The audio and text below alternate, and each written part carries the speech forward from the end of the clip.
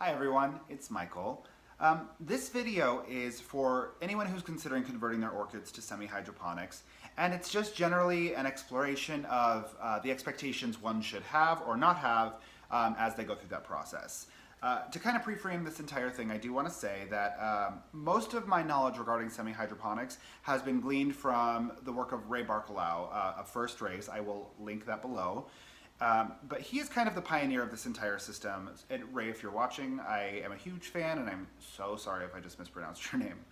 That being said, any resource, any article, any type of advice you consume regarding how to cultivate your orchids, you have to take with a grain of salt. There are so many variables that impact your success with any growing method. The humidity of the climate that you are growing in, the water quality in the city that you reside. There's a lot of different pieces that kind of impact the formula of how the orchid will fare. So of course you can develop a mastery of understanding those circumstances, but know that there is no substitute for your own personal experience through trial and error. So that's just my little cautionary heads up to you. You can read up as much as you want, but there's no substitute for experience. That being said, if you do make the decision to convert your plants to semi-hydroponics, you want to consider three primary factors. One, the health of the plant going into the transition. Two, the type of medium that you were growing in or are moving it to. And lastly, the time that you make that transition. So to start with the first one, how healthy is the orchid moving into it? I can tell you from my personal experience, all of the orchids that I've lost while converting to semi-hydro, which has been a total of 3 at this point, they were struggling really hard before they were ever in semi-hydroponics. They had very minimal root systems going into the transition. They were already wilting. Some of the bulbs were rotting on one of the oncidiums. It was not set up for success moving into the transition, and anytime you create a change with an orchid, it puts stress on the plant.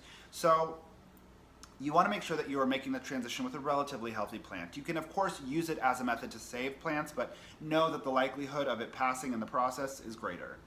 The second thing you want to consider is the type of medium that you are transitioning to.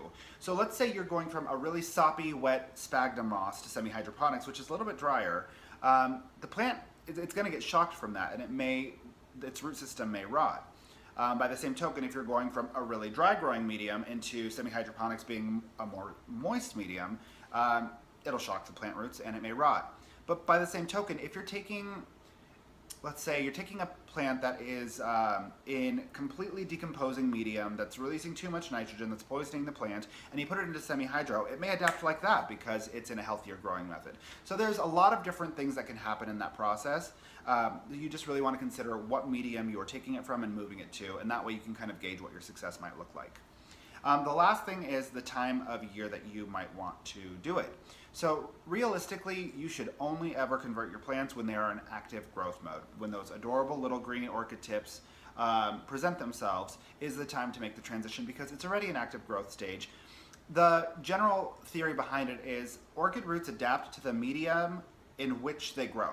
So if you have an orchid that's been growing in bark its entire life and you put it into semi-hydro, those roots are not physiologically equipped to deal with that environment. But the new growth will grow into and accommodate and adapt to that type of environment.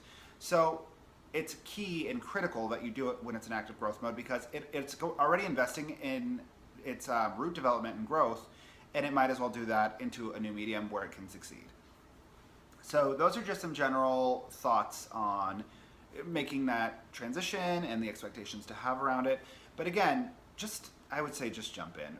You should demo it with a couple of your plants first and kind of see, because again, everything I've said is just a jumping off point for negotiation and for your own exploration. So I hope that this has been helpful in some capacity, and if you have any questions, comments, be sure to subscribe and let's talk about it.